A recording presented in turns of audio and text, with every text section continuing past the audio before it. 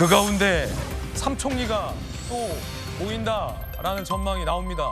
삼총리 만나나. 이재명 대표를 최근에 만났던 김부겸 전 총리가 이 공천 문제에 대해서 문제 제기를 하고 있는 것 같아요.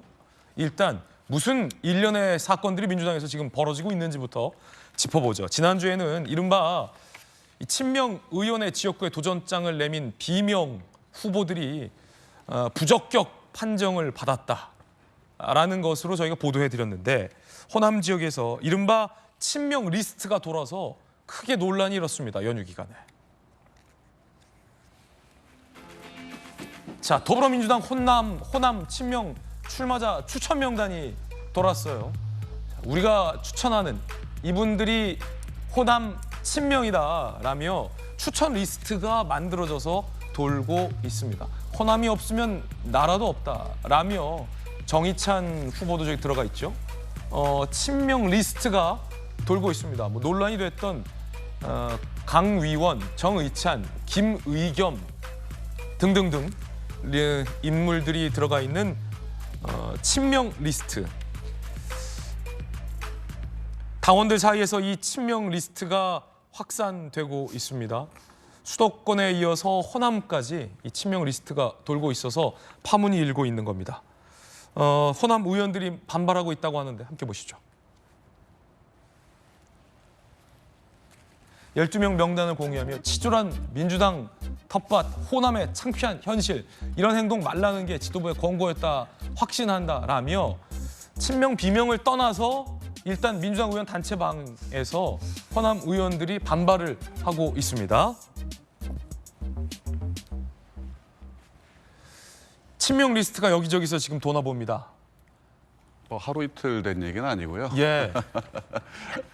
이전에는 이제 수박 리스트. 수박 리스트가 돌았죠. 그렇죠. 거기 그리고 이름 올리셨잖아요. 예, 저는 뭐 별 5개. 당도 별 5개. 당도 5입니다. 그런데 창피한 일이죠, 사실은. 지금 과거에 우리 박근혜 이 대통령 시절에 친박이냐, 뭐 진박이냐, 진박 간별사 논란도 있었고요. 그런데 이제 우리 당에서 그런 모습이 또 돌고 있는 거죠. 뭐 친명을 떠나서 이제는 뭐 찐명이다, 뭐 이런 얘기까지 나오는데 이런 사안들이 호남에서 벌어지는 건 수도권하고 또 다른 의미가 있는 겁니다. 예. 호남은 굉장히 권리당원들의 힘이 세고 그리고 그분들이 영향을 많이 받죠. 이름 한자를 여론조사에 붙이느냐 안 붙이느냐에 따라서도 굉장히 달라집니다.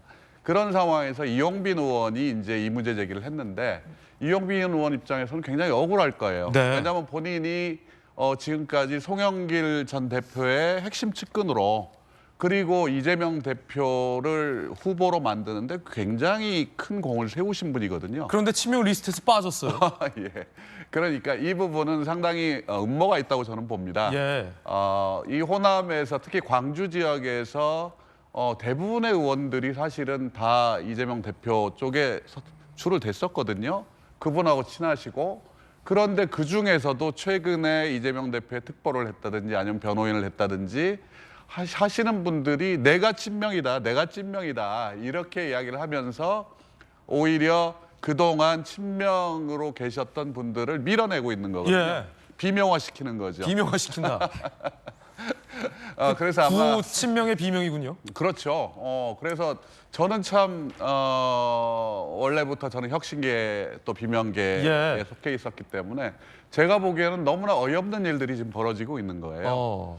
저런 일들이 지금 민주당이라는 적어도 민주정당이라는 이름을 내세우고 있는 우리 당에서 저런 일들이 벌어지고 있나?